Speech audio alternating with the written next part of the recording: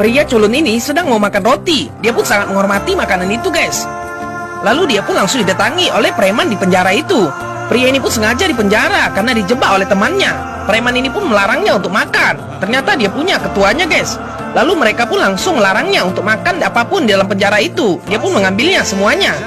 Preman ini pun merasa bahwasannya dia adalah ketuanya di situ. Tidak ada boleh orang yang makan selain dia. Pria ini pun terus menuruti preman itu, guys. Lalu dia pun tidak jadi makan. Akhirnya dia pun melihat bahwasannya di situ semua diambili makanannya oleh preman ini. Pria culun itu pun akhirnya pergi, guys. Dia pun sangat sedih karena tidak jadi makan. Dia pun mencari apa yang mau dimakannya lagi. Lalu dia pun melihat ke sana ke sini. Ternyata teman-temannya semuanya tidak makan. Gangster ini pun ternyata makanannya sangat banyak. Pria ini pun meletakkan piringnya lagi, guys. Lalu dia pun langsung dipanggil oleh ketua gangster ini. Dia pun mulai menghampirinya. Pria ini pun sangat takut kepada ketua gangster itu, guys, karena mukanya sangat seram. Ketua gangster ini pun menyuruhnya untuk mendatanginya. Lalu pria ini pun dengan polosnya mengatakan saya yang dipanggil. Lalu dia pun langsung menghampiri ketua gangster itu, guys. Pria itu pun berjalan dengan sangat ketakutan. Lalu dia pun menghampirinya. Akhirnya ketua gangster ini pun melihat bahwasannya pria itu sangat butuh makanan. Gangster itu pun langsung mengatakan kepada pria ini, apakah kau mau makan? Lalu dia pun mengatakan, iya saya mau makan. Tapi ketua gangster ini malah mengatakan kepadanya bahwasannya makanan di sini sangat mahal. Kamu harus bisa kuat untuk mendapatkan makanan di sini. Pria ini pun hanya bisa diam saja, guys, karena dia adalah pria culun. Dia tidak berani melawan semua penjahat itu.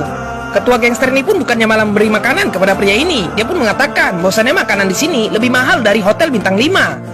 Gangster ini pun menunjuk ke arah polisi itu, guys. Dia pun menyuruh pria itu untuk beli makanan ke polisi itu sebesar 5.000 rupiah. Akhirnya pria ini pun melihat bahwasannya polisi itu sedang bawa makanan. Pria itu pun hanya bisa terdiam saja karena dia tidak ada uang untuk membeli makanan itu.